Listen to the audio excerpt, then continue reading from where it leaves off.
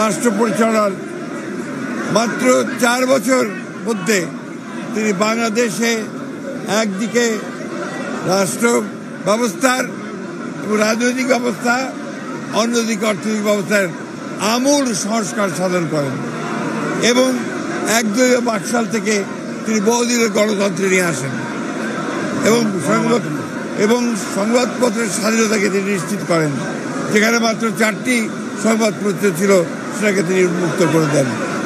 অন্যদিকে বিচার বিভাগের স্বাধীনতাকে নিশ্চিত করেন, জুডিশিয়াল কাউন্সিল গঠন করেন এবং একই সঙ্গে অর্থনীতিতে তিনি মুক্ত বাজার অর্থনীতি চালু করেন। এই হয়েছিল শুরু বাংলাদেশের অগ্রযাত্রা।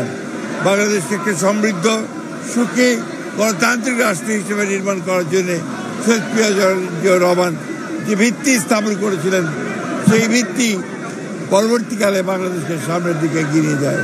আজকে যে গার্মেন্টস আমরা ফ্যাক্টরি থেকে আরএনজি সেক্টর থেকে যে অর্থ আমরা আয় করি, একই সঙ্গে বিদেশে আমাদের শ্রমিক ভাইয়েরা কাজ করে যে রেমিটেন্স নিয়ে আসে, তারও ভিত্তি করেছিলেন শহীদ জিয়াউর রহমান।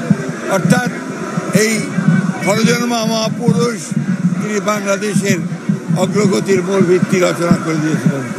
সেই জন্যেই আজকের এই দিনটি শুধু বিএনপি নয়, বাংলাদেশের স্বাধীন চেতা মানুষের কাছে, গণতন্ত্রকামী মানুষের কাছে অত্যন্ত একটা গুরুত্বপূর্ণ দিন।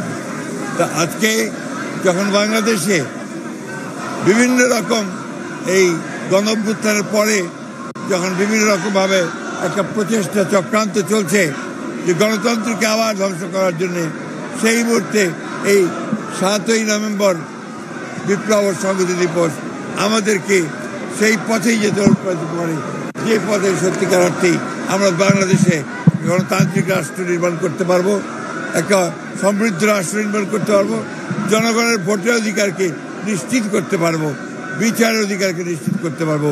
সেই লক্ষ্যেই বাংলাদেশ এগিয়ে যাবে, বিএনপি এগিয়ে যাবে, আমরা সেই লক্ষ্যেই কাজ করে যাচ্ছি। মাননীয় মহাসচিব, আমরা জানতে পেরেছি যে জামায়াতের নায়েবে আমির আপনাকে কল দিয়েছিল এবং আলোচনা প্রস্তাব দিয়েছে। মূলত কোন বিষয়ে আলোচনা? আমরা আমাদের বক্তব্য গতকাল স্ট্যান্ডিং কমিটি মিটিংয়ে খুব পরিষ্কার করে প্রেস রিলিজ করে আপনাদের জানিয়ে দিয়েছি, ওটাই আমাদের বক্তব্য।